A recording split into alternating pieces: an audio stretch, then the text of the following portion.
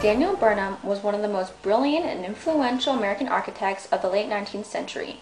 What distinguishes him from the rest of the architects of that time was his role in the World's Columbian Exposition, which celebrated the 400th anniversary of Christopher Columbus's founding of the New World.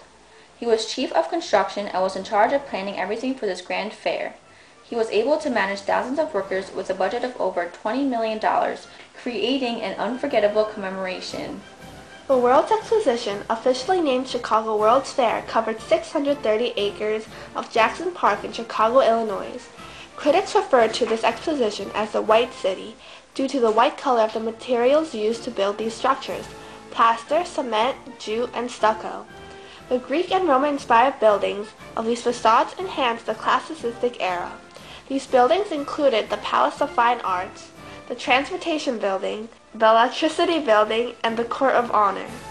Talking to a group of engineers at a weekly dinner, Burnham said that something novel, original, daring, and unique must be designed and built if American engineers are to retain their prestige and standing.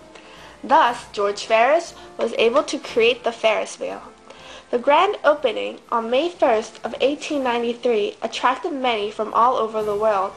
Theodore Dreiser, a reporter of the Public of St. Louis, said, "A lightness and an airiness wholly at war with anything that the Western world has yet presented, which caused me to be swept into a dream from which I did not recover for months." The gathering of many different people encouraged the unity of many ethnicities and displayed a positive effect on society. The fair, in addition to celebrating the founding of the New World, helped create a basis of American culture. Due to the fact that America was still a young nation, this gave citizens the opportunity to learn more about the advancing technology. Along with pushing the nation toward technology, this fair helped American citizens have confidence in government.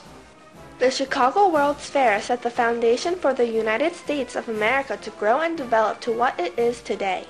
The City Beautiful movement, what is considered to be one of the most important of Burnham's successes, led the way for urbanization and beautification of the country. Nationalism also sparked from the fair.